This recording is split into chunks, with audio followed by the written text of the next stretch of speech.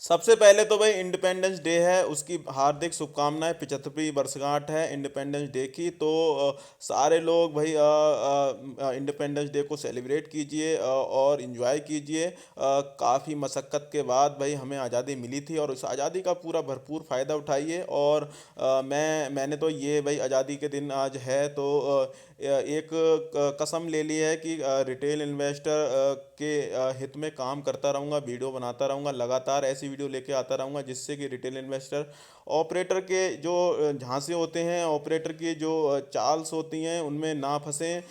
ऐसी वीडियो मैं लेके आता रहता हूँ हमेशा से और इनको और कंटिन्यू रखूँगा। और आज बात कर लेते हैं वोडाफोन आइडिया के। भाई क्वार्टर के रिजल्ट आए थे कल शाम को, रात में आए थे, तो उस समय मैं पोस्ट नहीं कर पाया, तो मैंने सोचा अभी पोस्ट कर देता हूँ इसको।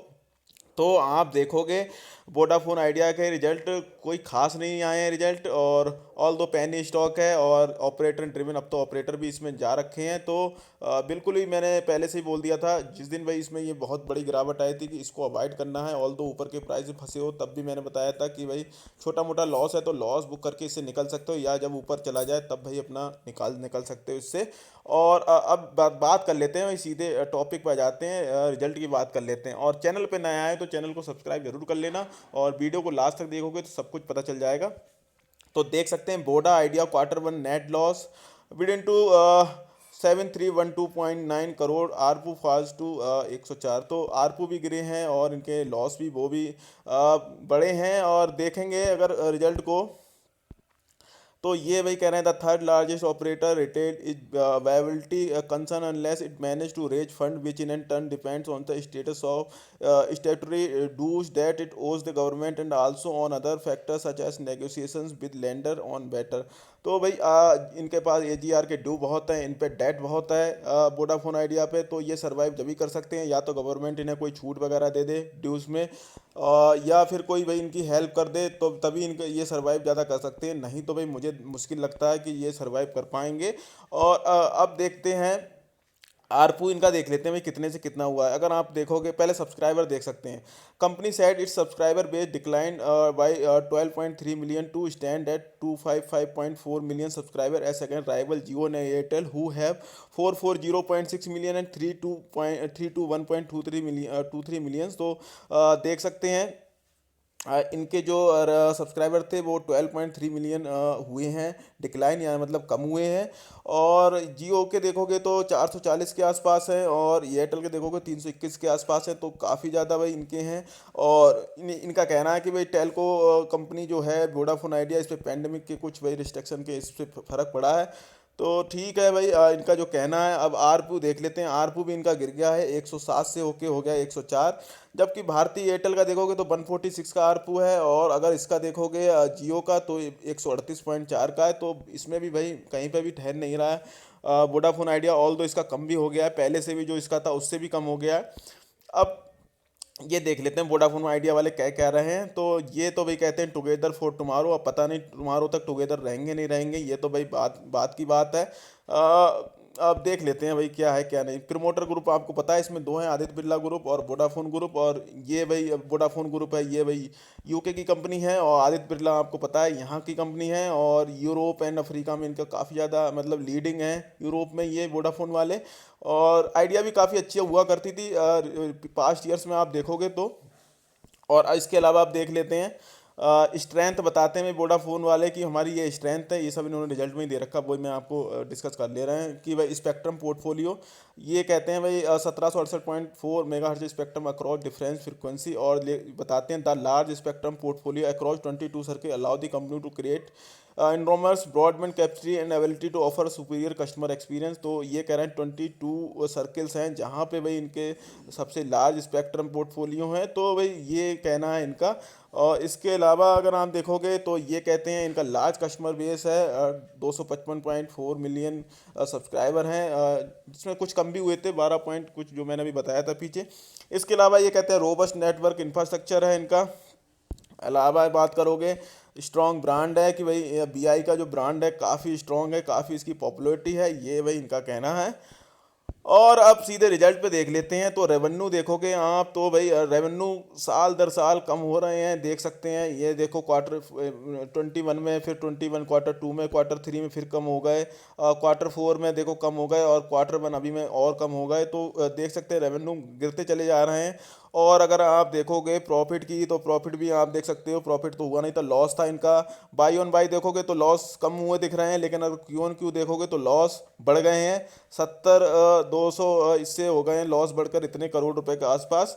तो लॉसेस बड़े हैं क्यू ऑन क्यू। तो क्यू ऑन क्यू को देखो मैं ज़्यादा वो देता हूँ, क्या कहते हैं, तवज्जो, क्योंकि क्यू ऑन क्यू ही देखना है। बाई ऑन बाई तो भाई कोई फ़ायदा है नहीं देखने से। बाई ऑन बाई देखोगे तो लॉसेस कम हुए हैं, लेकिन अगर क्यू ऑन क्यू देखोगे तो लॉसेस बढ़ रखे हैं। तो कोई परफॉर्मेंस अच्छी नहीं रही है, ऊपर से एजीआर के ड्यूज हैं, ऊपर से काफ़ी सारा डेट है कंपनी पर। तो अब चार्ट पर मैं लेके चलता हूँ और उसके बाद बताता हूँ क्या करना है क्या नहीं करना है। चार्ट पर ले आए, चार्ट पे ले आया हूँ, चार्ट को जूम कर लेते हैं। देखो मैंने पहले भी बताया था, इवन आइडिया हो, चाहे वोडाफोन आइडिया हो, चाहे कोई भी पेनी स्टॉक हो, चाहे वो आर पावर हो, चाहे आर कॉम हो, इवन कोई सा भी हो, बहुत सारे पेनी स्टॉक हैं, ऑर्चिड फार्मा, मतलब बहुत सारे हैं। तो उनमें आप जब भी भाई काम करना है आपको, या तो भाई आप ये सोच के रखना है कि भाई या तो मेरे पैसे यहाँ से काफ़ी मल्टीफोल्ड हो सकते हैं, या फिर हो सकते हैं यहाँ से जीरो भी। तो ये दोनों सिनेरियो हो सकते हैं अगर आप किसी पेनी स्टॉक में काम करते हैं कभी भी। तो ये सोच के रखना है और उतना ही पैसा लगाना है उस स्टॉक में, पेनी स्टॉक्स में हमेशा से, जितना डूबने का डर ना हो। और एक समय ये मैंने बताया था कि 8 रुपए के आसपास आप उस उतना पैसा लगा दो इसमें जितना आपको डूबने का डर नहीं हो। भाई आपको 10,000 रुपये लगाने हैं, आपको 5,000 लगाने हैं, जिसका भाई डूबने का डर नहीं हो। अगर ये सरवाइव कर जाते हैं, अगर इनको सरकार का सपोर्ट मिल जाता है, इन्हें अदर और किसी का सपोर्ट मिल जाता है, इनका डेट वेट थोड़ा कम हो जाता है, और मतलब ये सरवाइव कर लेते हैं, तो हो सकता है ये 8 रुपये से 80 रुपये भी चले जाएं। लेकिन अगर ये भाई सरवाइव नहीं कर पाते हैं, ये अपना जो ड्यूस हैं उनको नहीं चुका पाते, डेट को कम नहीं कर पाते हैं, और भाई आने वाले टाइम में कोई इनकी सरकार भी हेल्प नहीं करती है, तो हो सकता है भाई यहाँ से ये स्टॉक का प्राइस ऐसे गिरता चले जाए। तो दोनों ही चीज़ें हो सकती हैं। आपको क्या करना है, खुद की सुननी है। मैं क्या कह रहा हूँ, ट्रेडिंग बुल क्या कह रहा है, नहीं सुननी है। अदर चैनल्स क्या कह रहे हैं, नहीं सुननी है। आपको खुद का एक व्यू बनाना है। आपको क्या लगता है कि वोडाफोन आइडिया आगे क्या कर सकता है, क्या नहीं कर सकता है। मेरा देखो व्यू है, मैं तो भाई बिल्कुल भी इसमें नहीं जा रहा हूँ। ऑल दो किसी पेनी स्टॉक में मैं काम करता नहीं हूँ, और मुझे पता है मैं पेनी स्टॉक को लेके अपने दिन का चैन और रात की नींद क्यों ख़राब करूँ। मुझे जब बढ़िया बढ़िया ब्लू चिप मल्टी वगैरह स्टॉक्स जहाँ पे बढ़िया वैल्यू दिख रही है, जिनमें कोई मुझे ऐसा डाउट ही नहीं है कि वो नीचे जाएंगे ऊपर जाएंगे, उनमें अच्छा खासा पैसा बन जाता है, तो फिर इसमें लगा के क्यों मैं भाई अपने दिन का चैन और रात की नींद खराब करूं। तो ये तो मेरी स्ट्रेटजी रहती है, आपको पता है। और अगर भाई ऊपर के प्राइस में फंसे हो, मैंने कहा था कि भाई अगर ऊपर के प्राइस फंसे हो, तो ये कभी अगर ऊपर जाता है तो या तो भाई आपके पैसे के आसपास ही आ जाए, जो आपका बाइंग प्राइस है उसके आसपास आ जाए, तब भी निकल सकते हैं। अगर छोटा मोटा लॉस है जो भाई आप अफोर्ड कर सकते हैं, तो वहाँ पे निकल सकते हैं। नहीं तो अगर ऊपर जाए ये, मान लो कोई इसमें इसमें पॉजिटिव न्यूज़ भी आती रहती है। मान लो इनके सीईओ का एक दिन बयान आ गया, बोला हम फंड रेजिंग कर रहे हैं, या फिर ऐसे कोई न्यूज़ आ गई, तो भाई हो सकता है उस न्यूज़ की वजह से ये 10-10% 20% भाग जाता है। तो 20% 30% भागे और आपके बाइंग प्राइस से ऊपर आए, तो भाई अपना प्रॉफिट बुक कर लेना।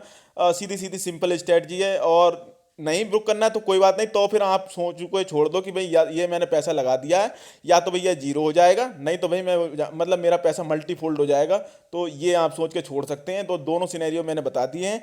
और रिजल्ट तो कोई खास थे नहीं, और मैं तो इसलिए अवॉइड करने के लिए बोलूँगा, नई एंट्री भाई कोई रिटेल इन्वेस्टर इसमें ना जाए। इन पेनी स्टॉक्स में आपको लगता होगा कि इसमें पैसे लगा के मैं करोड़पति बन जाऊंगा, ऐसा कुछ नहीं है। आप अच्छे स्टॉक में करिए, आपको कम प्रॉफिट होगा, आप सीखेंगे वहाँ पे, लगातार सीखते रहिए और अच्छा प्रॉफिट गेन करते रहेंगे। और जब आप लगातार सीखेंगे, कम कम प्रॉफिट भी अगर गेन करेंगे, धीरे धीरे फिर आप अच्छा प्रॉफिट गेन करते रहेंगे। तो ये स्ट्रेटजी आप लगा सकते हैं। और अच्छे ब्लू चिप मल्टी वगैरह स्टॉक के मैं पके पकाए स्टॉक की वीडियो लेके आता रहता हूँ टाइम टू टाइम, आपने देखा ही होगा। तो वहाँ पे जो स्टॉक्स मैं बताता हूँ उनमें कीजिए, कोई ज़्यादा उनमें टेंशन नहीं होती है।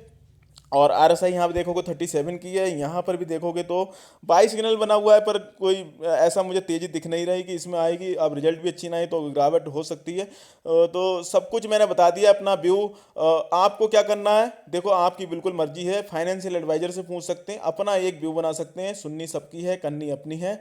और लास्ट में यही कहूँगा, जो भी करें अपने रिस्क पे करें, और ऐसे स्टॉक को अवॉइड करने में ही सबसे बढ़िया भलाई है। और बाकी अगेन इंडिपेंडेंस डे की आपको हार्दिक शुभकामनाएं। जय हिंद दोस्तों।